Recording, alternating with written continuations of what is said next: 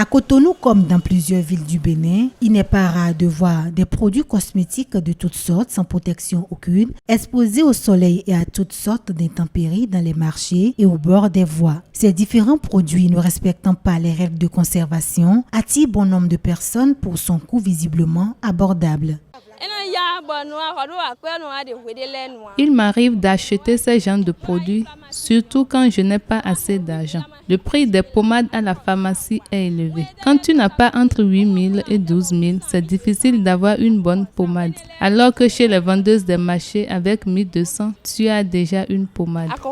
Pour avoir une police au clair, certaines personnes ont donc recours à ces produits, ignorant les substances chimiques utilisées pour sa fabrication et sa stabilisation. Des substances chimiques qui, au dit du dermatovénérologue Franck-Olivier Yedomont, sont nocives pour la peau. Le problème de ce produit cosmétique-là, c'est sa stabilité. Il ne va pas rester, il va pourrir, puisque le produit naturel ne reste pas au contact de l'air ambiant pendant longtemps. Il se dénature, il se fermente et il pourrit. Et donc, si je suis un industriel et que je veux produire en quantité un cosmétique, je serai obligé d'ajouter à ce cosmétique des substances de stabilisation pour faire en sorte que le produit ne se dénature pas. Et ces produits, en général, ne sont pas offerts par la nature. Au-delà donc de la nocivité des substances chimiques qui sont dedans et qui me permettent de stabiliser le produit, j'ai l'impact que cela apporte à long terme chez des femmes qui l'utilisent. Le problème de ces substances naturelles, c'est qu'elles n'induisent pas des résultats rapides, alors que nos femmes, elles veulent les résultats qui soient des résultats rapides. Nos femmes, même les hommes. L'exposition des produits cosmétiques à la chaleur ou encore au soleil est source de plusieurs maladies dermatologiques. Le premier type de problème, c'est les irritations. Ça veut dire que ce n'est pas des allergies, c'est que la substance chimique a une certaine concentration qui irrite la peau. Ça peut varier d'un individu à l'autre. Il y a des gens qui vont réagir à de petites et faibles concentrations.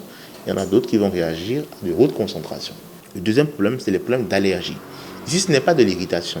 C'est le système immunitaire de l'individu, de la peau de l'individu, qui déclare ce produit incompatible avec sa peau.